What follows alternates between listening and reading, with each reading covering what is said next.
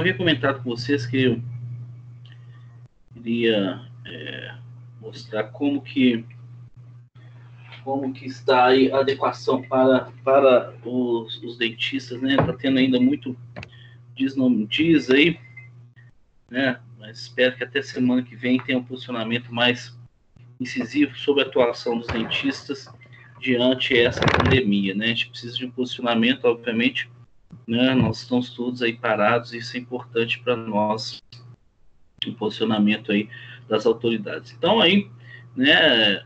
Dentro do escopo aí da odontologia, né? Como está sendo tratado aí os pacientes, né? Isso aqui não é para paciente que está com Covid, na verdade, paciente com Covid a gente não trata, tá? Isso são para todos os pacientes, porque a gente não sabe quem tem e quem não tem, né? Não há aí kits para fazer o diagnóstico, né? A gente estava até pensando em adquirir lá para o nosso consultório os kits, mas realmente são caros, R$ 170 cada kit. É uma coisa aí realmente fora do comum para a gente, né? Fica fora do escopo, a não ser que seja uma coisa em que o paciente vá bancar, né? Nós dentistas não podemos bancar com esse kit, né? Cada kit é R$ 170.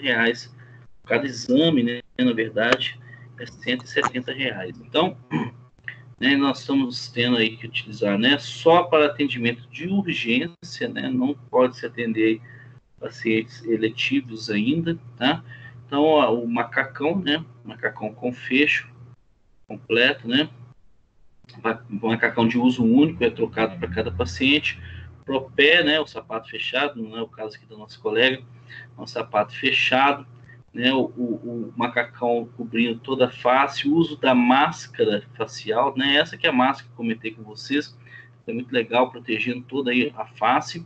Ainda tem se indicado, além da máscara facial, o uso do óculos de proteção, tá? Mais a máscara N95, né, que é a barra 95% aí, das gotículas, e ainda associada por cima da máscara N95, a máscara cirúrgica, né? Então, um verdadeiro capote aí, realmente, para atendimento, né? Uma luva apenas, não há necessidade de duas luvas, tá? Uma luva normal apenas, tá? E aí, associada a isso, solicitar que o paciente bocheche com água oxigenada 10 volumes, tá? Que acredita-se que controle, que mate o vírus, né? E também o uso aí na tentativa de uso de borracha e de um sugador, né? De um dispositivo, como esse daqui, que aspira bem essa nuvem, né? De fluidos que sai da boca do paciente, né?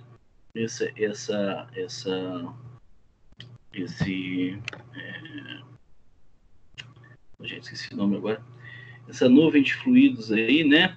Que sai da boca do paciente, esse sugador associado à bomba a vácuo, ele aspira bem, né? Isso daqui vai chegar pra gente aí, provavelmente aí na semana que vem, vai chegar pra gente lá no consultório esse dispositivo aí para auxiliar na sucção da névoa que se forma, né? A névoa que se forma aí, que advém da cavidade bucal do paciente, para que isso não possa contaminar, né, todo o consultório.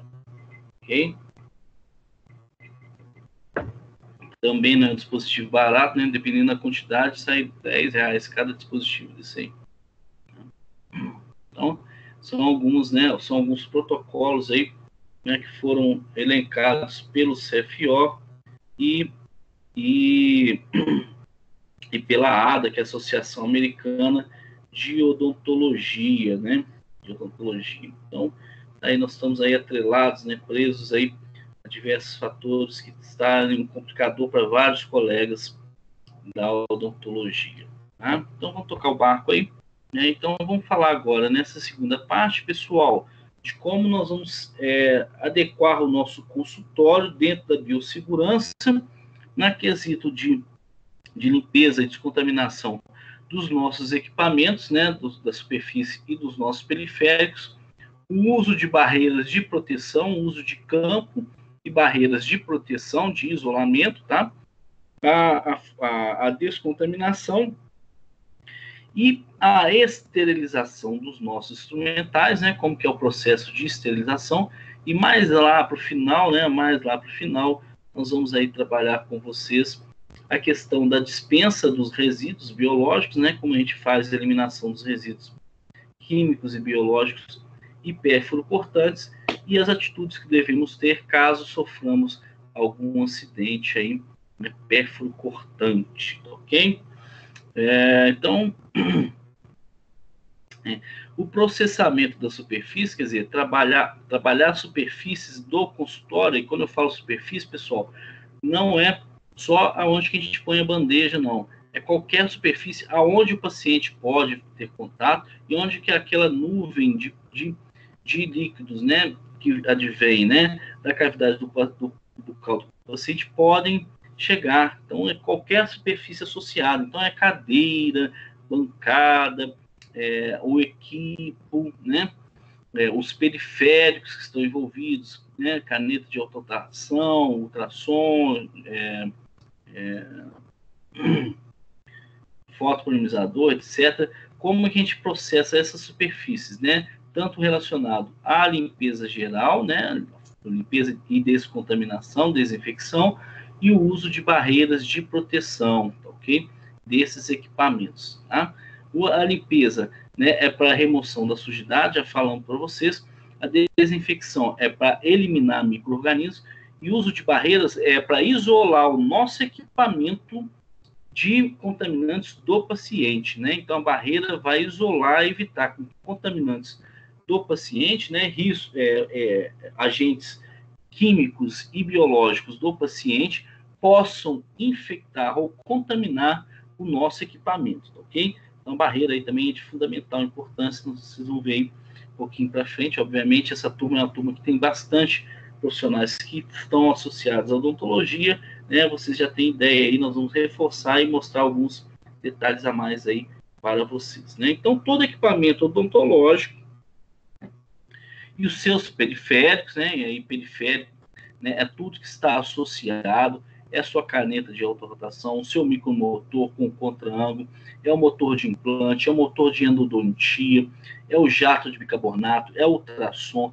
é a seringa tríplice, é o fotopolimerizador, é a câmera intraoral, é o scanner bucal, é o laser. Então, tudo isso que está envolvido aí, né, como periférico, aparelho de raio-x, né, que são utilizados em odontologia, todos eles estão sujeitos à contaminação por micro-organismos, né, por micro-organismos que são patogênicos provenientes da cavidade bucal do paciente, né, seja ela vindo da saliva ou do sangue, né, ou lá da orofaringe, por meio do quê? Do contato direto através do dentista, quer dizer, o dentista toca na boca e toca aí nesses equipamentos e nesses periféricos, né, mesmo com a mão enluvada, e pelos respingos, né, de sangue e saliva que vem lá do aerosol, né, a palavra que eu estava tentando lembrar, ainda bem que eu vi aqui, né, daquele aerosol que é formado, né, daquela nuvem de líquidos que são formados da cavidade bucal do paciente e que se espalham ao longo do consultório, chegando a 3, 4 metros de distância. Então, fica praticamente todo o consultório, pessoal, contaminado, tá, ok? Então, isso daí, né, pode acontecer com todo o consultório e, obviamente, vai também contaminar, né, as cadeiras e os periféricos, né? Então, olha lá, todo o consultório odontológico, né, tem lá seus equipamentos e periféricos, né, e que necessariamente são utilizados, são manipulados pelo cirurgião dentista, né? Todos os equipamentos odontológicos que são manipulados pelo cirurgião dentista devem ou ser capazes de sofrer uma limpeza e desinfecção ou serem removidos para serem esterilizados. Então, todos esses periféricos e equipamentos, ou eles vão sofrer uma desinfecção e uso de barreira, ou eles vão ser esterilizados, tá? Então, as canetas podem ser usadas a barreira e a desinfecção e podem ser esterilizadas, né? A capa do ultrassom pode ser feita a desinfecção e uso de barreira ou ser esterilizada, vai depender do que a gente vai necessitar aí para os nossos pacientes, tá? A limpeza deve ser realizada, pessoal, a limpeza de toda a superfície da cadeira odontológica, ela deve ser realizada. Pessoal, por favor, seta o off no áudio aí, tá? A conversa paralela atrapalha a gente, por favor. O Marco disse que está com um ar-condicionado. Obrigado.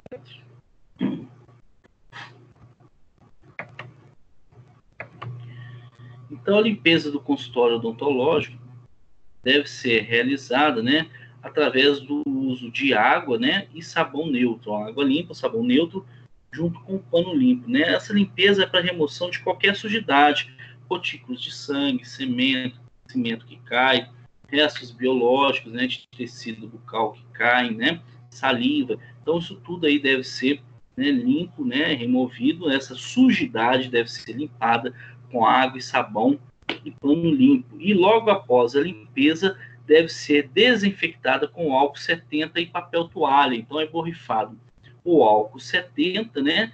E com papel toalha, esfrega-se essa superfície por cerca de 20 segundos até a evaporação do álcool, ok? Porém, existem algumas superfícies da cadeira, né, do nosso equipamento, que eles são sensíveis à água, né? Então, são botões de acionamento dos diversos equipamentos que nós temos aí no consultório, né? Seja o ultrassom, seja a própria cadeira, que são sensíveis à água. Esses equipamentos devem ser protegidos com campo de algodão ou campo de SMS, TNT, né, que é o tecido no tecido, ou uso de barreiras impermeáveis como plástico, né? Que plástico? Saquinho de chup-chup, o uso do filme de PVC. Então, esses botões devem ser isolados para que não se estrague aí nossos componentes eletrônicos dos nossos equipamentos. Para isso, a gente pode usar o campo de algodão, o campo de TNT, o SMS e as barreiras, né, de plástico, como filme de PVC e saquinho de chup-chup, tá? Obviamente que o uso de cada componente vai depender do que eu vou precisar. Se é um procedimento operatório, né, o uso do campo, né, tem que ser para os equipamentos estéreo, né? Se é um tratamento eletivo, né, a gente pode usar aí esses isolantes, né, descontaminados, né, desinfectados com álcool 70, tá? Então tá aí, olha só, ó, vejam bem. Tá aqui uma demonstração do uso de barreiras, né, para isolar os equipamentos. No caso aqui está sendo usado o saquinho de chup-chup, né, o saquinho de chup-chup aí para seringa tríplice, junto com o canudinho de refrigerante, mas pode ser usado aí, né, aquele canudo plástico específico para seringa tríplice descartável, né? Tem aqui o meu micromotor, né, com o contra-ângulo, com o saquinho de chup-chup, e a alta rotação também com o saquinho de chup-chup, né? Então tá aí, né, o uso da barreira como isolante do nosso equipamento com relação aos contaminantes, os agentes da cavidade bucal do paciente, né? Então, dessa forma, não permite que os agentes entrem em contato aí com esses equipamentos. Olha aqui, ó, o uso de isolamento de barreira, né? Ou com campo, né, de algodão, como vocês estão vendo aqui no equipo, o uso aí do filme de PVC no encosto da cadeira, no encosto da cabeça, no refletor, nas peças de mão, no encosto do braço. Então, onde tiver contato do paciente aqui, do tronco para cima, né, a gente faz aí o uso do isolamento com essas barreiras para evitar o contato de contaminantes com o nosso equipamento, tá? Obviamente, esses isolantes, esse campo, tudo isso é trocado de paciente para paciente. Então, não usou em um paciente, é trocado, feita a limpeza caso necessário, caso tenha sujidade, feita a desinfecção, recoloca-se a barreira e depois descontamina essa barreira com álcool 70, caso seja tratamento eletivo. Se for cirurgia, obviamente, nós vamos usar aí barreiras que são estéreis, né? Deixa eu comentar um pouquinho para frente para vocês aí. Uma dica, olha só, é que muitas vezes o saquinho de chup-chup, né, ele fica meio mal engembrado, né, nos nossos equipamentos aí periféricos, né? O que vocês podem fazer é deixar lá no consultório, né, 2 isqueirinhos, né, porque se um estragar tem outro. A secretária ou a TSB ou a ASB vai lá, esquenta esse saquinho de chup-chup, ele vai enrugar, tá? E ele vai se adaptar direitinho aí ao contorno do nosso equipamento, né? e não vai ficar lá sambando, né, no momento que a gente estiver utilizando. Ele se adere ao equipamento, depois é só tirar, né, só rasgar e jogar fora, tá ok? Ou uso aí, ou uso de uma fita crepada aqui, né, fita crepe, aquela zebrada, para segurar, né, aquela zebrada mais resistente, para segurar o saquinho na cabeça do motor. Ô, Leonardo, como que é que você falou que é para ele enrugar assim? Como que faz? Você passa uma chama de isqueiro aqui no saquinho chup-chup. Ah, tá. Ele vai se adaptar ao instrumental, ele vai ficar bem adaptado, ele não vai ficar sobrando assim, tá? Aí é só furar o buraquinho de onde que entra a broca. Ah, tá, e sai a irrigação. Ok? Ok. Então, olha lá, a utilização do campo, né? Ou de algodão ou de TNT nas mesas, nas mangueiras, né? No refletor, nos equipamentos, vai ser considerado quando a gente houver necessidade, né? Quando for paciente, quando houver cirurgia, tá, ok? Quando houver cirurgia, tá? O campo no equipo necessariamente tem que ser estéril, obviamente, porque vocês vão colocar o instrumental lá em cima. Mas os periféricos, né? Todo o equipamento vai se utilizar, ao invés de barreira, vai usar a TNT ou campo de algodão puro, né? 100% estéreis, né? Caso seja cirurgia, tá? Para quebrar a cadeia séptica também, né, para evitar de quebra da cadeia séptica nos procedimentos cirúrgicos, os motores, a turbina de alta rotação deverá ser esterilizada, tá? Esterilizada, ok? Isso é importante porque mesmo com os equipamentos hoje tendo anti-refluxo, quer dizer, mesmo eles não absorvendo, né, aquele aerosol, aquela nuvem de água que é expelida do paciente após terminar o uso do equipamento, então, os equipamentos mais modernos têm um anti-refluxo, né, é necessário, né, a gente utilizar aí da esterilização do equipamento associado também ao campo estéreo para isolá-lo aí, para que a gente possa, né, não evitar de quebrar a cadeia séptica, tá? As barreiras físicas, obviamente, como eu comentei, são feitas com plástico impermeável, são trocadas aí a cada paciente, né? Então, aí, diversos exemplos, né? Aí sendo feita aí, instalando a barreira plástica, né? Na seringa tríplice, olha aqui no equipe, né? O filme de PVC, no refletor, né? No encosto de cadeira, encosto de cabeça, novamente na seringa tríplice, no sugador, aqui o uso da capa de plástico para a seringa tríplice é descartável também. Então, tudo isso aqui a gente coloca no nosso equipamento, nos periféricos, fazemos a descontaminação com álcool 70 e após cada paciente, isso é tudo tirado, retirado, trocado, tá? E feito uma nova desinfecção do equipamento ou uma limpeza caso haja sujidade, né? Se não há sujidade, só descontaminação, nova barreira de proteção e nova descontaminação em cima da barreira, tá? Se for ambiente cirúrgico, né, ao invés de a gente usar barreira plástica, nós usamos aí os campos estéreis, né? Esses campos estéreis já vêm prontos, né? Já vêm esterilizados, nós já compramos isso, tá? Então, é um desperdício de tempo a gente botar isso para esterilizar. Pronto, é de uso único, usou, joga fora, e tem pouco trabalho, é barato e vale a pena, né? Obviamente, numa situação como essa, por exemplo, do equipo aqui, que está isolado com filme de PVC, o instrumental não pode vir em cima do filme de PVC, porque o filme de PVC está o quê? Descontaminado, então está estéreo. E o nosso instrumental ele está estéreo. Então, em cima da bancada nossa aqui do equipo, deve-se colocar um campo, né? Vocês vão cortar um campo de TNT, ou a própria caixa, ou a bandeja que tiver estéreo, né? A gente coloca aqui em cima, apoiado aí no TNT que esteja estéreo também, ok?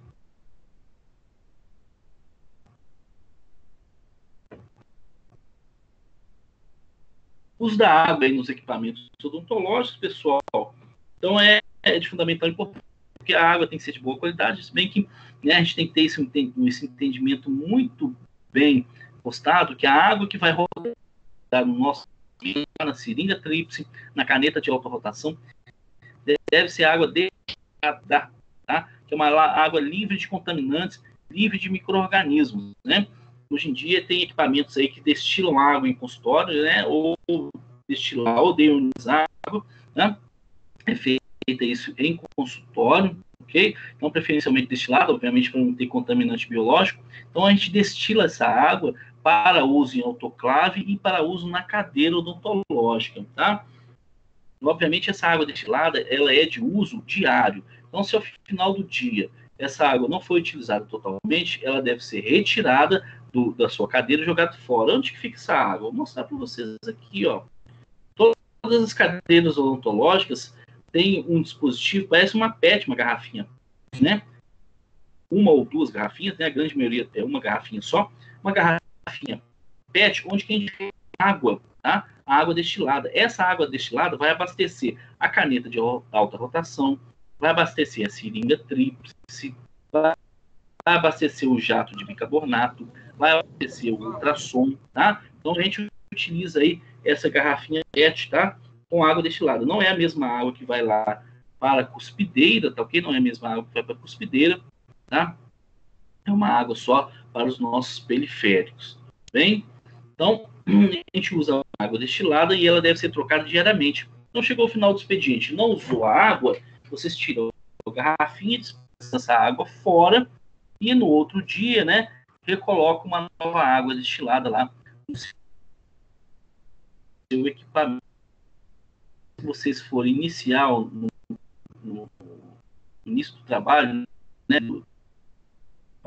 né, depois colocou uma água destilada nova, você botar a seringa tríplice para rodar uns 30, 40 segundos, para que essa água limpe lá todo o sistema, né? E seja jogado fora qualquer impureza que tenha no sistema. Também é interessante que vocês façam, a cada troca de paciente, também a dispensa tanto na caneta de alta rotação, quanto na seringa tríplice, quanto no ultrassom, cerca de 20 a 30 segundos dessa água destilada, para também limpar o sistema entre um paciente e outro, tá ok? Em torno aí de 15 a 20 segundos na tríplice, na caneta de rotação, de alta rotação e qualquer outro dispositivo que usa água aí destilada, né? Apesar dos nossos equipamentos hoje eles terem a cabeça blindada, né? A maioria dos contaminantes internos, né? Os contaminantes aí de boa qualidade, eles têm a cabeça blindada, não entra contaminante dentro do sistema dele, e também as canetas de alta rotação e seringa tríplice têm um sistema anti-refluxo, quer dizer, não entra aerosol contaminante para dentro do sistema, e mesmo vamos fazer essa limpeza aí de 20 a 30 segundos com dispensando a água destilada desses equipamentos aí, desses periféricos, tá bom? Também, pessoal, uma vez por semana ou a cada 2 semanas, né? Isso vai depender aí do seu fluxo de trabalho, né? A gente deve fazer uma limpeza geral do sistema com hipoclorito de sódio para evitar a formação de biofilme bacteriano lá no seu sistema, tá? Então, garrafinha, né? Ou coloca pelo menos metade da garrafinha com hipoclorito de sódio 1%, tá? E a gente deixa rodar aí, tanto na caneta de alta rotação, quanto na seringa tríplice, quanto no ultrassom, a gente deixa rodar em torno de 20 a 30 segundos aí esse hipoclorito de sódio para que limpe todo o sistema, ok? Após isso, né, a gente joga fora o hipoclorito e abastece novamente com água destilada e deixa correr mais uma vez a seringa e a caneta para remover o hipoclorito que ficou preso no sistema, tá? Então tá aí a cadeira com as garrafinhas, né? As cadeiras têm 2 garrafinhas, uma é para alimentação e a outra é para limpeza, tá? Quando não tem a de limpeza, a gente promove essa limpeza com a própria garrafinha de alimentação. Dito isso, pessoal, nós vamos importante aí no conceito de biossegurança dentro da atividade odontológica é a desinfecção das moldagens odontológicas. A gente tem que ter ideia aí que ao se remover, né, uma moldagem da boca do paciente, vai vir tudo quanto é contaminante esse material de moldagem. Vai vir lá, né, gotas de sangue, vai vir resto de couve, vai vir placa bacteriana, vai vir bactérias da orofaringe, bactérias da boca, tudo isso vai estar nesse material de moldagem aqui. E esse material de moldagem, ele deve ser descontaminado antes do vazamento do gesso ou antes de encaminhar essa moldagem para o dentistas que mandam, né, eu tava conversando o ano passado com o meu protético a respeito disso, ele falou assim, olha, são poucos que fazem isso com você. Grande maioria, 80%, manda a moldeira toda suja para mim, com contaminantes, né? Então, é até um trabalho que eu quero fazer de pesquisa, né? A respeito disso nos laboratórios, de como que essas moldeiras, ou a moldagem, né? Ou os modelos, ou a moldagem, chega para o protético, cheio de contaminantes, né? De fazer uma pesquisa aí, fazer uma cultura de bactéria. Porque é um absurdo, né? Outro dia estava um aluno que é protético me falando que chega para ele a moldagem com fio de retração gengival na moldagem. Isso é um absurdo, né? Até um erro de moldagem também, né, do profissional, com fio de retração gengival na moldagem. Então, aquilo lá está tudo contaminado de sangue. Então, quer dizer, nós devemos fazer a limpeza e a desinfecção dessa moldagem antes de vazar o gesso ou antes de mandar isso aqui para o protético, para que o protético possa fazer os modelos de estudo ou de trabalho, tá? Como que é feito isso? É simples, né? Mais uma vez, falando sobre biossegurança, é simples, né? A gente utiliza, basicamente, pessoal, o hipoclorito de sódio, porque o hipoclorito de sódio tem uma boa compatibilidade com a maioria dos materiais de moldagem que nós temos em odontologia. Os principais, na verdade, os principais materiais de moldagem que a gente mais utiliza, o hipoclorito de sódio, ele tem uma compatibilidade boa, não alterando aí esse material de moldagem, né? Então, ele é compatível com alginato, é compatível com silicone de adição, silicone de condensação, é compatível com poliéster, é compatível com polissulfeto, e aí os 4 principais materiais de moldagem que a gente utiliza em odontologia, né? Então, é bem bacana a gente usar aí, né, o hipoclorito de sódio para descontaminar esses modelos. Como que a gente faz? Após a moldagem, após remover a moldagem com a moldeira da boca do paciente, após remover isso da boca do paciente, né, tá aqui a moldagem, né, a cópia dos dentes, nós vamos observar, fazer uma inspeção aí, para ver se não tem nenhuma sujidade, nenhuma gota de sangue, resto de comida, alguma coisa. Caso tenha, a gente faz uma lavagem, né, e remoção dessa sujidade.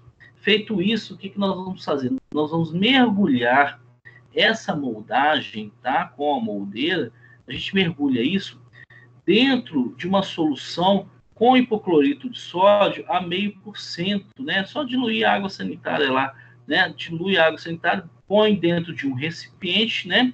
Dentro de um grau, um recipiente, tá? E mergulha essa moldagem lá nessa solução de hipoclorito de sódio a 5%, 0,5% por 10 minutos.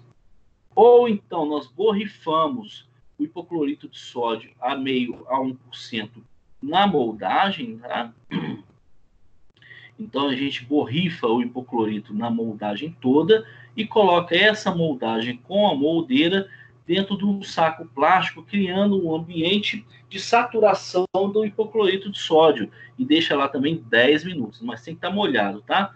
É borrifado até molhar toda a superfície da moldagem e põe dentro de um saco plástico e vai haver uma saturação do hipoclorito e deixa agir por 10 minutos. Pronto, feito isso é só lavar, secar e a sua moldeira está pronta para vazar o gesso ou para ser encaminhada aí para o protético. Tá? Um fundamental importância, né? Acho que nessa turma também tem alguns protéticos aí, né? E que eles sabem muito bem do que a gente está falando aí a respeito disso daí, desses contaminantes que né, são um caminho fácil para a infecção cruzada, tanto do dentista para com o protético, quanto do protético para o dentista e o paciente. A via de mão contrária também é verdade, né? Os trabalhos que vêm da prótese, eles também devem estar descontaminados para a gente possa trabalhar no paciente, tá?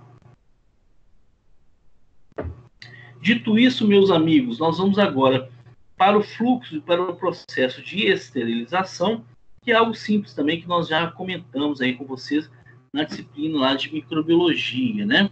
Então, a esterilização, né, é um processo que visa destruir ou eliminar, que é a mesma coisa, qualquer forma de vida microbiana, né? Então, a ideia da esterilização é a gente ter um instrumental ou um artigo, né? Lembra do conceito de artigo? A gente ter um artigo totalmente livre de micro-organismos, tá? De todas as formas de micro-organismos, tá, ok? E esse processo é feito tanto de forma física que é o principal em odontologia, que é o uso da autoclave, que é o calor úmido sob pressão, ou o uso de químicos, né? Principalmente o ácido paracético. Okay?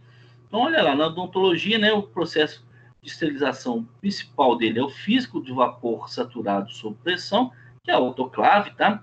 A gente pode usar também soluções aí químicas, né? O glutaraldeído é proibido, a gente não usa mais, tá? Ou o ácido paracético aí, ok? Né? Mas o ideal, né? O ideal não, comumente usado para odontologia, esterilização é a autoclave, tá?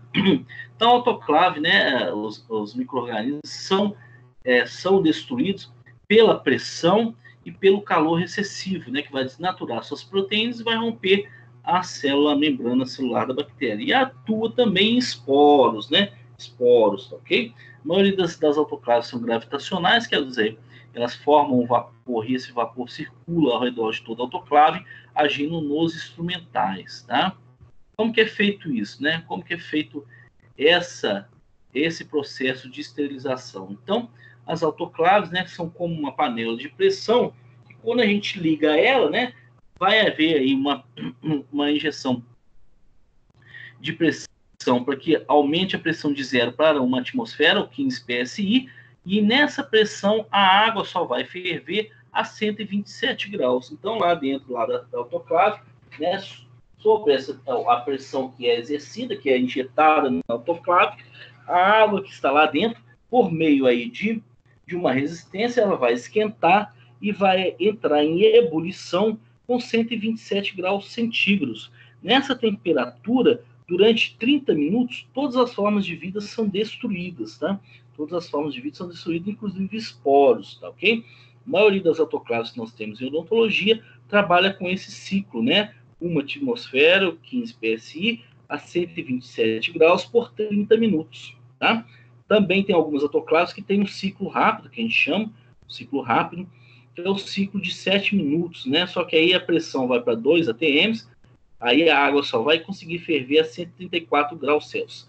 Nessa temperatura, sob essa pressão, todos os micro-organismos morrem com 7 minutos, né? Não é uma autoclave muito comum, a mais comum é a autoclave realmente de um ciclo de 30 minutos, tá? Que a gente nem escolhe o ciclo, né? A gente só liga, a autoclave tem um ciclo dela próprio, tá? A grande maioria das autoclaves são assim, mas tem algumas que são de ciclo rápido também. Aquelas que tem, né? A gente tem ela lá, são autoclaves que você programa ela, o ciclo que você quer, ok? Geralmente um ciclo desse tem a duração de 1 hora e 20, mais ou menos, dependendo da temperatura do ambiente, dependendo da temperatura interna da autoclave, tá? Então, durante esse tempo de 1 hora, há um aquecimento, aumento da pressão, a esterilização por 30 minutos e mais um tempo para secagem desse instrumental, desse material, né? Então, nessa questão de esterilização, pessoal, é muito importante que vocês entendam aí como que o processo ocorre, né? Qual que é o processo que é feito para a esterilização, tá? Então, o processo é fundamental, vocês têm que saber isso tem que estar no consultório, né? Todo o protocolo tem que estar lá exposto no consultório, né? Para que possa ser visualizado, e vocês vão ter lá também na clínica, porque vocês terão que fazer isso lá na clínica nossa, até um certo ponto, né? Então, vai ser responsabilidade de vocês daqui até aqui, tá? Só o finalzinho que não vai ser responsabilidade de vocês, vai ser do pessoal técnico lá, mas boa parte do processo de esterilização vai ser responsável por vocês, né? Do processamento, na verdade, do material para a esterilização, vai ser responsabilidade aí de vocês, ok? Então, como é que é feito aí, né, esse processo?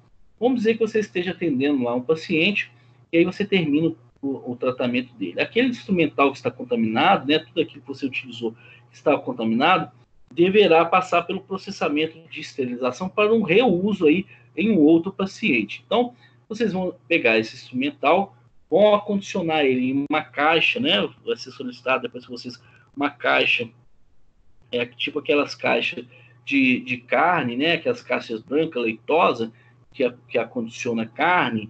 Então, vocês vão ter aquela caixa para levar o instrumental do consultório de vocês, da cadeira de vocês, até um ambiente que a gente chama de expurgo. O expurgo é onde que é processado a limpeza do seu instrumental, né? Então, lá dentro do expurgo, ou mesmo até antes lá na sua cadeira, vocês podem, né? Aí não é obrigatório, vocês podem deixar esse instrumental em um desinfetante para iniciar uma descontaminação desse instrumental, uma descontaminação prévia à lavagem. Isso é altamente recomendável, para quando vocês pegarem o instrumental, ele já está com nível de contaminação baixa, tá? Depois disso, vocês podem colocar o instrumental numa cuba de ultrassom.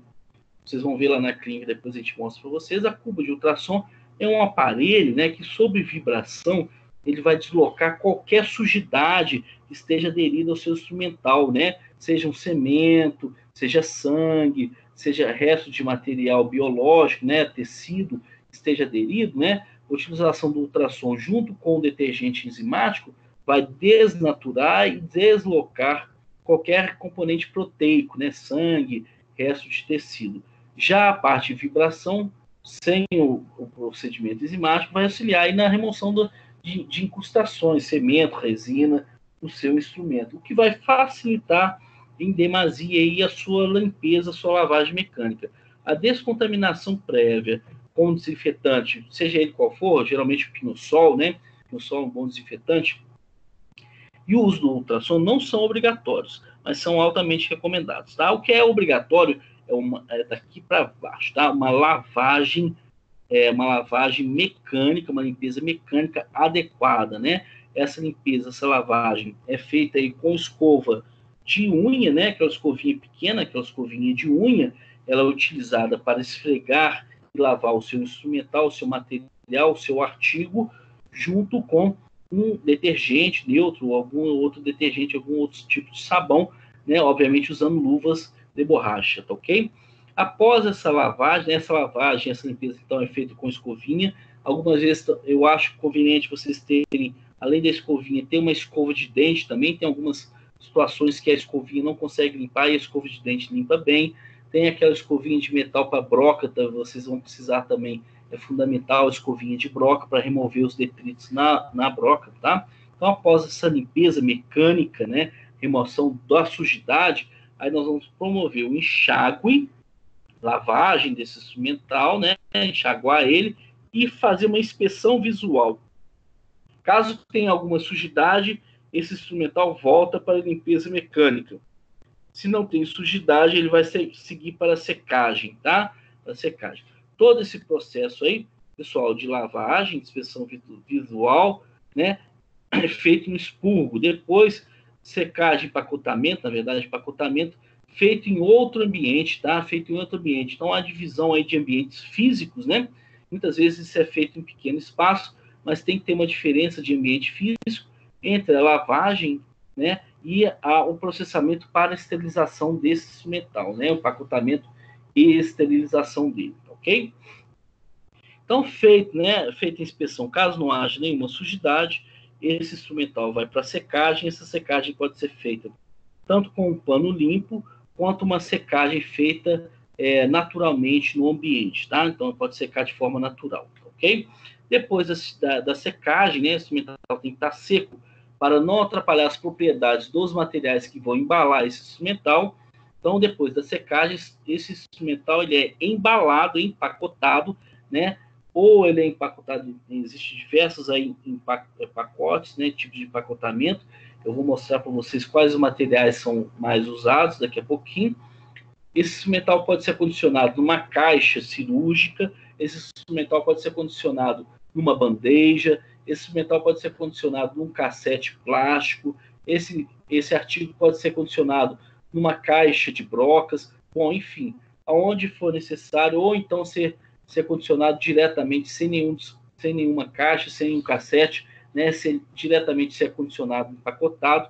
Tudo isso é feito, né, obviamente, com vistas a selar esse material dentro de um pacote e registrar, né, rotular esse material, tanto a data de processamento quanto o material que está ali dentro daquele pacote, né? A partir do momento que ele está rotulado, empacotado e selado, ele vai para a esterilização e vai passar pelo processo de esterilização que eu já comentei com vocês. Após o processo de esterilização, esse material deverá ser armazenado adequadamente, né? Então, ele vai ter que ser armazenado num ambiente que seja protegido das intempéries ambientais, né, do calor, da umidade. Então, ele pode ser acondicionado em caixas plásticas, pode ser acondicionado em um armário longe do solo, pode ser acondicionado numa gaveta longe do solo. Então, a gente acondiciona esse material de forma que ele possa aguardar até a sua utilização lá. Então, fica no armazenamento, tá? Obviamente, né, esse armazenamento deve ser muito bem criterioso para se evitar com que rompa, né, a cadeia séptica desse material que foi estéril. Então, se houver abertura do pacote, obviamente a cadeia séptica é perdida e aí esse material deverá ser novamente processado para esterilização. Tá? Um ponto importante, o armazenamento, eu esqueci de falar. O armazenamento vai depender muito do material que vocês vão usar para empacotar. Tá? Então, ele vai geralmente de 1 a 2 semanas até mais ou menos um mês a durabilidade aí desse material empacotado. Por isso que é importante vocês anotarem a data. Se passar esse limite, vocês deverão novamente fazer um novo processamento, uma nova embalagem e uma nova esterilização para esse instrumental, ok? Ou esse artigo. Né? Outro dado que é importante a gente comentar com vocês é a questão do monitoramento da esterilização. Né? Constantemente deveremos fazer, né, diariamente, semanalmente e de 15 em 15 dias, deveremos fazer um monitoramento aí da esterilização, seja um monitoramento químico, tá, feito com fitas ou através do grau cirúrgico, bem como, principalmente, o monitoramento biológico. Esse sim é um monitoramento eficaz, que vocês deverão fazer aí de tempos em tempos, pelo menos uma vez por semana, ou de 15 em 15 dias, dependendo do seu fluxo aí de utilização da autoclave, ok? Mas isso é fundamental, o uso lá da mini incubadora com os esporos bacterianos para testar aí se a esterilização está funcionando ou não, tá? Através, né, se o esporo está desenvolvendo após a esterilização, quer dizer aí, né, que essa esterilização está ineficaz. Então, vocês vão ver lá, vocês vão utilizar, se a gente compra isso, né, nas dentais, vocês vão ver como é que é de fácil uso aí, né, o monitoramento biológico do processamento por esterilização. Aquela fita zebrada que a gente vê, né, aquela fita de autoclave zebrada, ela não nos indica que o material está estéril. Ela só nos indica que o material passou pelo processo de esterilização. É para separar o material que não passou do processo, caso haja, né, caso se misture os materiais, né, o que não é o certo, porque existem ambientes físicos diferentes, mas é para separar aquele material que já passou pelo processo de esterilização daquele material que ainda não passou pelo processo de esterilização. Mas a eficácia da esterilização só é comprovada através de teste biológico. Então, tá aí o fluxo, né? Todo fluxo, a gente precisa adequar um pouquinho esse fluxo, tem alguns erros aí. Mas o fluxo é mais ou menos esse, né? Pré-limpeza, limpeza, enxágue, inspeção, checagem, né? Esterilização, embalagem, né? A embalagem, obviamente, vem antes, e armazenamento aí, né? Desse material, tá? Bom, quais os materiais que a gente pode utilizar aí, pessoal, para embalar os nossos instrumentais, os nossos artigos antes da esterilização, né? Então nós temos aí o grau cirúrgico, né, o que é o mais conhecido, mais utilizado, o TNT, que é o tecido não tecido, né? Eu comentei dele lá falando na parte de campos, né? De campos utilizados no consultório odontológico, o papel crepado, que é muito pouco utilizado hoje em dia, eu acho que nem eu não tenho nem conhecimento se ele é permitido usar, mas ele é muito pouco usado hoje em dia, e o algodão cru, né, algodão 100%, geralmente sarja, né, que é utilizado aí para embalar os instrumentais, né, tudo isso para embalar os instrumentais, os campos que nós vamos usar lá no paciente e na mesa operatória, ou nossos instrumentais, né, em caixa, em cassetes, em caixa, ou eles instrumentais soltos aí dentro do nosso tipo de material de embalagem. Então vamos ver os primeiros aí, olha só. Esse é o que a gente chama de grau cirúrgico, tá? O grau cirúrgico é o ideal porque ele é descartável, ele é de fácil manipulação, extremamente eficaz, ocupa pouco espaço, tá? E ele é barato em comparação aos outros, né? A longo prazo, ele tem preço mais adequado do que as outras formas de embalar, tá? O papel crepado pode vir assim em forma de rolo, que a gente vai cortando a quantidade que a gente precisa, né, em diversos tamanhos e alturas, ou ele pode vir na forma de envelope, né, que a gente usa para colocar o instrumental ou a caixa lá dentro, e a gente sela com uma fita que ele tem própria lá dele, tá? Caso não seja envelope, caso seja rolo, necessariamente nós deveremos usar esse aparelho que chama seladora, tá? Uma seladora é um aparelho que tem uma resistência que aquece aqui em cima, né? Melhor dizendo, aqui embaixo, tá ok? Ele aquece aqui embaixo e ao comprimir com o grau cirúrgico passando aqui por dentro, ao comprimir esse plástico transparente que tem aqui no grau cirúrgico, ele vai se aderir ao papel que tem ali internamente, que a gente não está vendo aqui, mas tem um papel interno, a gente vê pelo branco aqui, ó. Esse papel interno é um filtro, tá? É um filtro biológico que ele serve o quê? Porque ele permite a passagem do vapor, né, para esterilizar tudo que está aqui dentro, mas depois ele sela, né, e não permite a saída nem entrada de micro-organismos, né? Então, por isso que o grau cirúrgico é de uso único, que após o filtro ser exposto ao vapor, ele perde aí a sua validade, tá ok? O grau cirúrgico, então, é o mais utilizado. A gente pode colocar o instrumental solto, a gente pode colocar caixa ou cassete ou porta-brocas, o que for necessário aqui dentro, tá ok? O que a gente tem que ter ideia é que tudo que entrar aqui dentro, né, se for caixa, cassete, porta-brocas, tudo tem que ser furado, tem que ter perfuração. Vocês vão ver daqui a pouquinho no vídeo que eu vou passar. Essas perfurações facilitam aí o circular do vapor dentro do cassete, lá dentro da caixa, tá? Se for caixa fechada, não tem como o vapor circular. Obviamente, o instrumental não vai ficar esterilizado, ok? Um outro detalhe que é importante, que ao se colocar um instrumental solto aí dentro desse grau cirúrgico, esse grau cirúrgico, pessoal, um lado é plástico e o outro é um papel, é um filtro, né? É um filtro, é um papel. Isso se rompe facilmente, tá? Então, se for colocar um instrumental pérfuro cortante, o que é a maioria dos nossos instrumentais, né, é interessante que vocês protejam, né, essa ponta ativa desse instrumental ou com o algodão, ou com uma gaze, para que ele não rompa, né, o nosso grau cirúrgico e perca aí todo o processo de esterilização. Aqui vocês estão vendo aí o algodão cru, né, embalando uma caixa cirúrgica ou embalando aí, né, um outro campo, né, que talvez seja usado aí numa cirurgia em cima de um paciente ou campo de mesa cirúrgica, tá? Tanto o campo de algodão cru, como vocês estão vendo aqui em cima, como o TNT, que é o tecido não tecido, que vocês estão vendo aqui embaixo, né? Todos os dois devem ser utilizados com camadas duplas, né? Então eu dobro em dois, que essa camada dupla vai proteger muito mais do que a camada simples, né? Obviamente, a durabilidade do processo de esterilização do grau cirúrgico é muito maior do que o algodão cru, do que o TNT, porque esses têm frestas que vão, ao longo do tempo, permitir que micro-organismos possam entrar. O grau cirúrgico não, ele fica, se ele não está rasgado, né? Se ele não está rasgado, ele vai manter esse ambiente totalmente isolado do meio externo, ok? Então vamos ver aí, pessoal, agora um videozinho aí da Cristófilo, né? Não é nenhuma propaganda para Cristófilo, mas é um videozinho bem ilustrativo aí de como é o processamento do material para a esterilização em consultório odontológico, utilizando aí o grau cirúrgico, tá?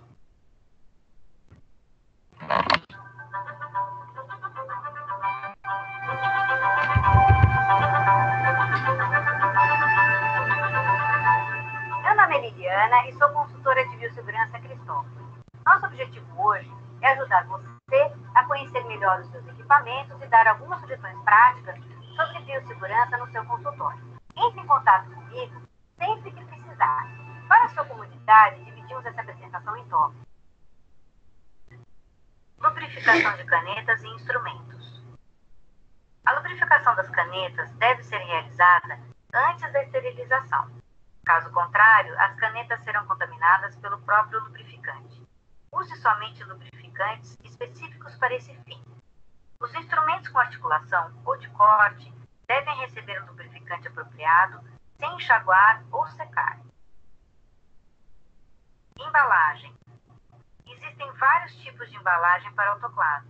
A mais prática é o papel grau cirúrgico em rolos tubulares ou em envelope. Faça kits de acordo com a sua necessidade.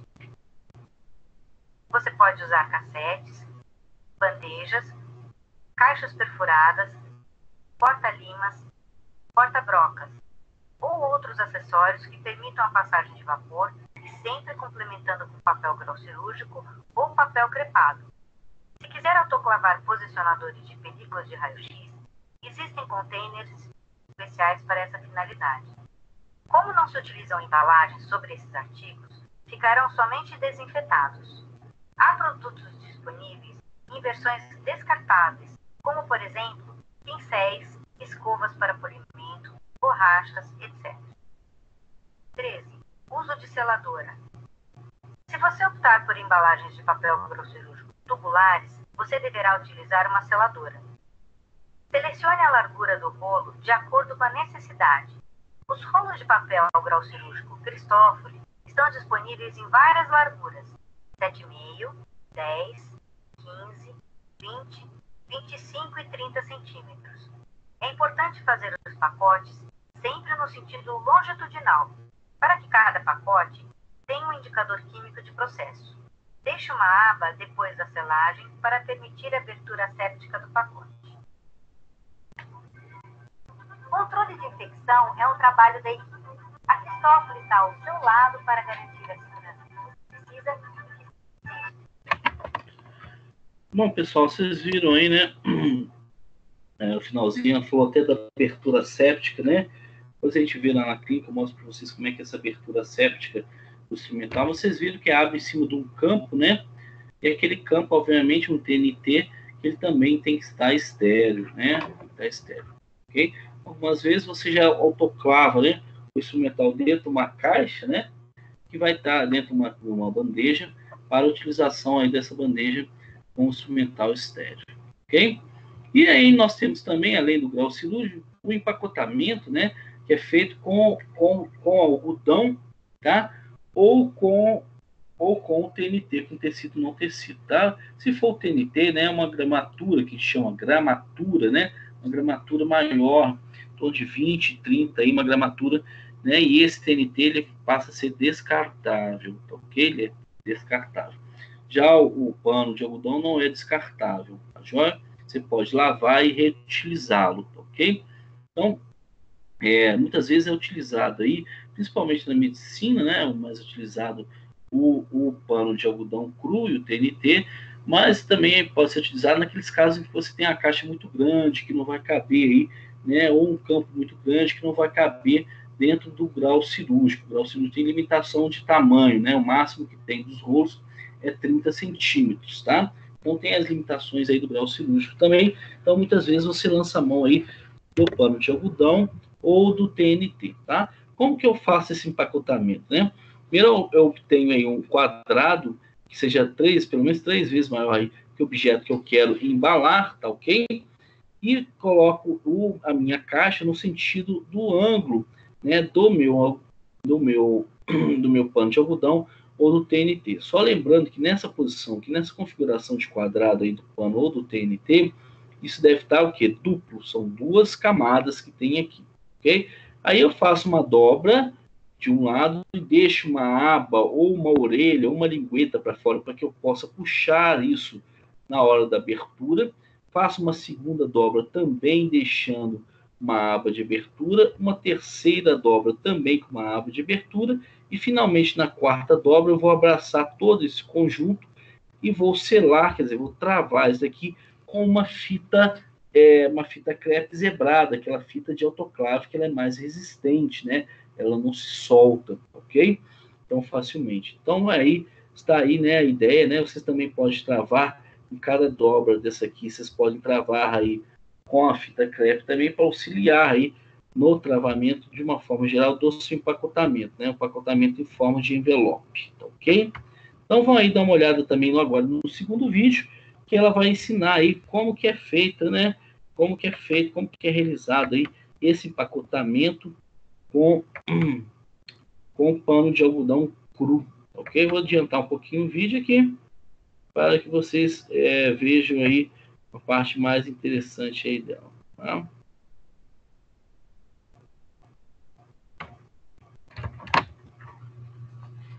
Como a gente sabe, nós também podemos usar campo de algodão. Esse campo de algodão, ele é largamente utilizado. Quando a gente sabe que ele tem senões, né? Porque tem que se atender às normas da BNT em relação à confecção, padronização, preconiza-se que o campo seja um campo de algodão sem tecido tipo sarja, e aí obedecendo a gramatura, a permeabilidade. Então, tudo isso aqui leva em conta. E outra coisa, esse campo, uma vez utilizada, a caixa é colocada para lavar. Então, a gente fica que não desgaste muito rápido. Então, as pode usar campo, mas tem cuidado de fazer testes sempre. Nós preconizamos que seja de 45, pode ter campos maiores conforme o material que a gente for usar. Então, é proporcional, né? Porque uma das exigências das embalagens, elas têm que ser proporcionais ao material que a gente vai usar. Então, eu vou usar aqui um campo de algodão, vou usar uma caixa maior e vou fazer a técnica do envelope. Quanto tamanho nós vamos fazer esse aquele envelope? Nada mais é. Considerando esse tempo. Ó, deixando uma ponta para ser pressionado, né? O campo, na hora de enfrentar com o colega profissional. Tá, mais possível.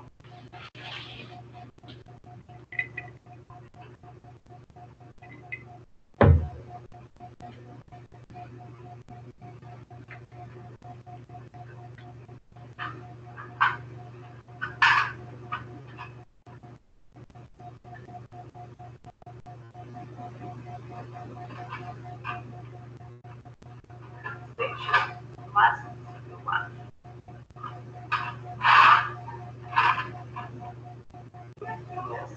Vai usar material de autoclave, uma etiqueta abaixo, quando toda data,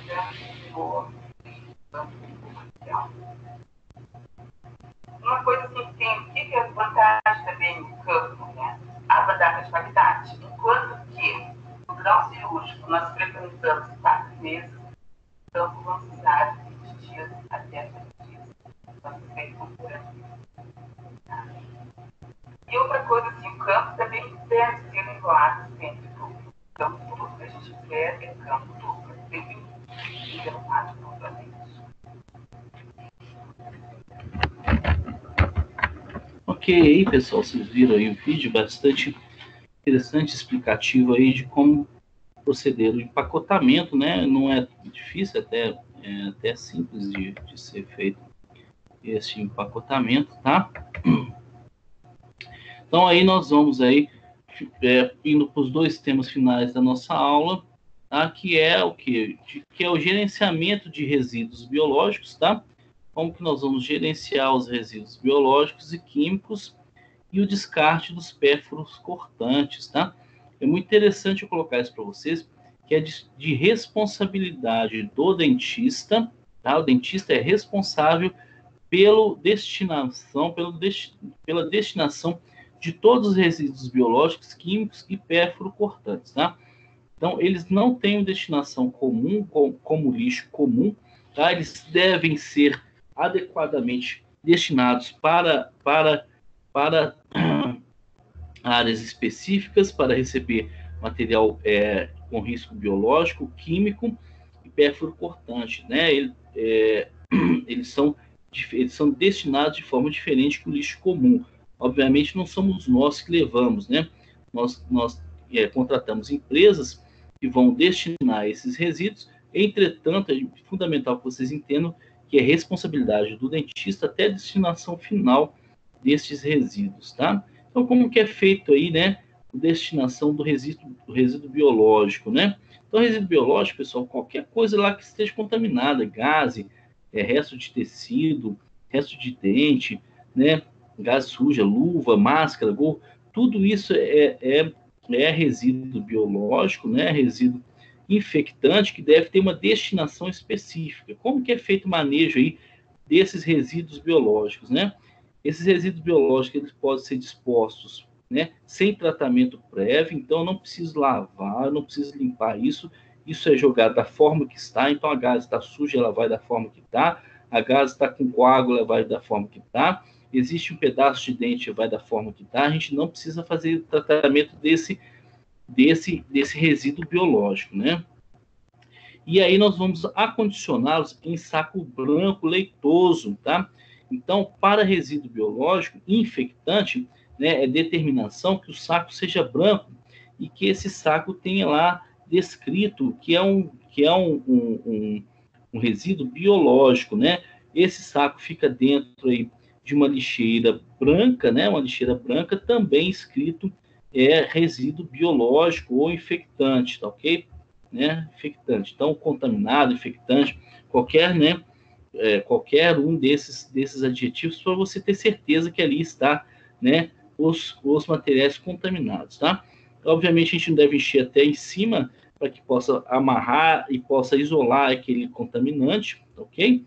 E aí a gente contrata as empresas que passam no consultório 2, 3 vezes por semana para o recolhimento aí desses resíduos biológicos, tá? É importante vocês entenderem que dentro desse lixo, né, dentro desse resíduo biológico, né, olha o saco branco aí, né, o saco branco lá escrito infectante. A gente já compra isso pronto, tá, pessoal? A gente não precisa fazer isso não. Já compramos isso pronto, a lixeira também, já existe tudo isso pronto. Bom, é importante entender que esse resíduo biológico, né, a destinação final dele é a incineração, né? Existem locais apropriados para a incineração desses resíduos biológicos e esse recolhimento é dependente do peso. Então, a gente paga para isso ser recolhido no consultório, tá? E conforme tem um peso, a gente paga pelo peso do lixo biológico, né, contaminado, infectante. Então, dentro desse lixo não vai papel de secagem de mão, não vai grau cirúrgico, não vai resto de alimento que você comeu, nada disso aqui é só o lixo infectante, por 2 motivos. Primeiro, para não pesar muito, né, em demasia, você pagar mais por isso, e segundo, porque pelo fato de ser incinerado, né, você estaria incinerando algo que não havia necessidade de ser incinerado, né? É mais uma carga aí de uma carga prejudicial para o meio ambiente aí, tá? Então, são vários aí, resíduos químicos, né? A destinação de resíduos químicos ela é um pouco diferente da destinação dos resíduos infectantes biológicos, né? Os resíduos químicos, tá ok? Eles devem ser despejados ou despojados em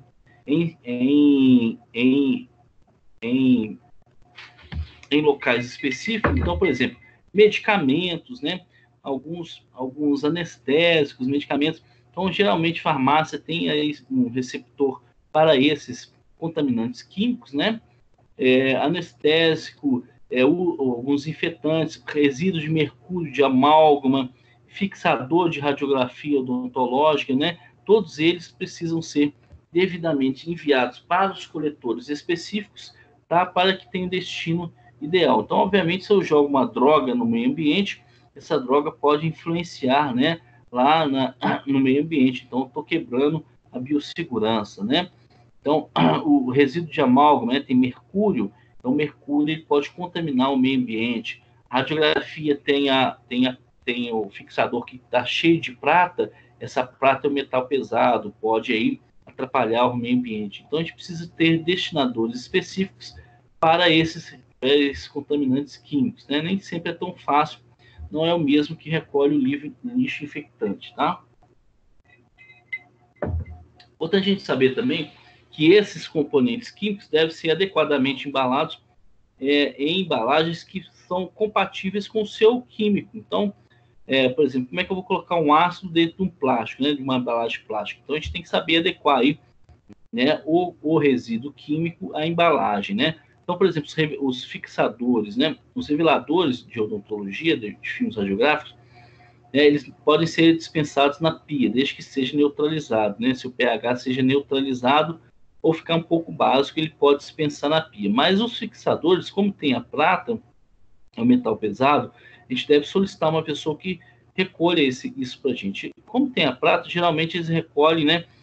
Para alguns profissionais recolhem os fixadores para purificar e pegar a prata e vender a prata, tá? Muitas vezes a gente passa isso para frente sem ter que pagar, né? Os resíduos de mercúrio, como o mercúrio, né, o amálgama, ele é muito pouco utilizado atualmente, então isso já fica até meio fora de questão, né? Mas o mercúrio, ele deve ficar em recipiente, né, fechado, lacrado, com água, submerso em água, tá? E os resíduos pérfuro-cortantes? Tudo que é pérfuro-cortante, pessoal, a gente tem que ter uma destinação também diferenciada para que isso não machuque o coletor ou durante a sua estocagem no consultório, né? Então tem que ser embalagens rígidas, né? Porque pode ter lá bisturi, lâmina de bisturi, agulha de sutura, agulha de anestesia, ampola de vidro, brocas, limas, endodônticas, e diversos outros, né? Podem estar associados, aí pérfuros cortantes podem estar associados, né? A agulha da seringa de irrigação, agulha anestésica, né? Então a gente tem que ter um local apropriado para esses resíduos pérfuro-cortantes, né? Então esse acondicionamento deve ser resistente, tá? Geralmente se utiliza aí o Descarpac, tá?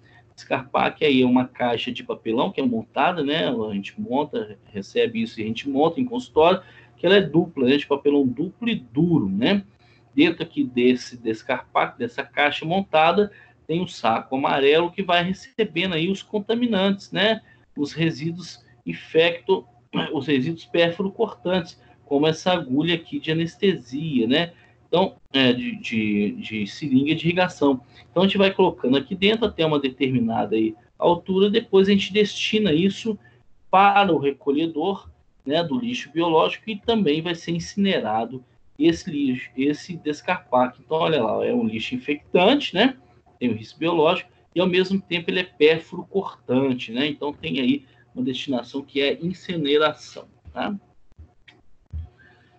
Ok, vamos trabalhar por último agora, né? Uma situação que é um pouco delicada e que pode ocorrer com qualquer colega, que é a questão do risco de você sofrer um acidente de trabalho com pérfuro cortante contaminado, né? Então é uma questão muito delicada, e aí eu volto a falar para vocês, a gente conhece o risco, não conhece? Nós temos que saber evitá-lo ou eliminá-lo, né? Então, se você tem conhecimento, o que você tem que fazer é evitar, né, se causar um acidente de trabalho, né, com pérfuro cortante, tá ok? É usar das metodologias de segurança e de biossegurança, tá ok? Então, isso pode acontecer com um profissional de saúde, né? E a primeira coisa que a gente tem que pensar, pessoal, é que a gente tem que ter uma atitude, dependendo da situação do paciente, uma atitude rápida, né? Primeira coisa que eu vou ter que fazer é o seguinte, né? Lavar bem a área que foi perfurada, né? Lavar com água e sabão e passar um degermante, um álcool 70. A segunda coisa é pegar a ficha do paciente e ver se é um paciente de grupo de risco, né? Jovem que faz sexo sem segurança, que faz uso de drogas injetáveis, que fez recentemente tatuagem. Então, esses indivíduos que são do grupo de risco, né, nos colocam em xeque, e obviamente a gente tem que tomar uma atitude rápida. Qual que é a atitude? Nós temos que, menos de 2 horas, né, tem cerca de 2 horas, né, encaminhar junto com o paciente para um serviço aí de referência de atendimento a acidentes ocupacionais ou a unidade básica de saúde mais próxima que você tiver. O chato da situação é o paciente aceitar ir com você, porque quem vai fazer o exame é o paciente, né? Principalmente relacionado à hepatite C e à AIDS, tá? O vírus da AIDS,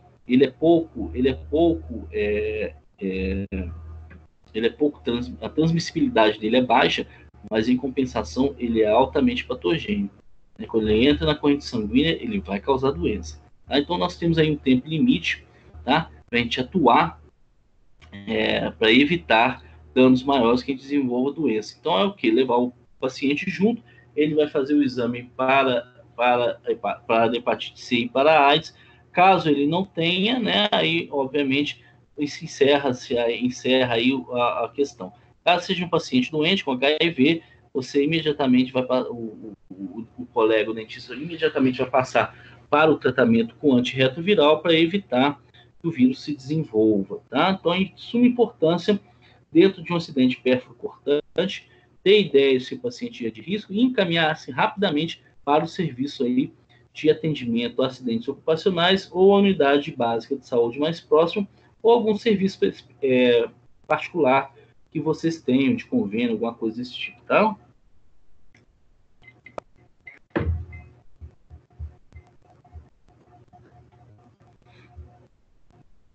Então, você vai obter dados dos pacientes, você tem alguma relação com o grupo de risco, e vai solicitar ao médico que faça o exame para algumas viroses que podem ser aí pertinentes. Tá? O mais chato, como eu falei para vocês, é realmente aí, encaminhar um paciente junto. Tá? O que vocês devem fazer é minimizar esse risco, tá? Minimizar, né? É bem simples, né? Eu não me recordo a última vez que eu tive um acidente de trabalho desse, tá? É só vocês seguirem com a biossegurança da forma aí, a forma que foi passado para vocês, que vai ser ainda passado ao longo aí da evolução de vocês dentro aí da instituição, ok? Pessoal, nós estamos aí chegando ao final, tá? Eu tenho alguns recados para dar a vocês. Nós estamos chegando aí ao final dessa matéria de biossegurança, tá? Obviamente, né, eu vou deixar aberto aí daqui a pouquinho o áudio para vocês, para que vocês possam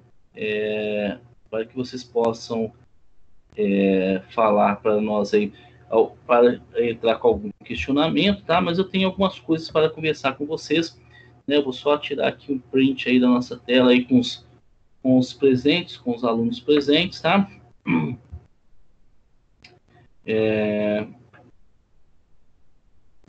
Vamos aqui devagarinho. Todo mundo sai bonitinho. Beleza? Tem a Thalia ainda. Aqui. Hoje não vou encerrar nossa gravação aqui para a gente conversar algumas coisas. Bom, hoje não foi uma aula, né? Uma aula teórica.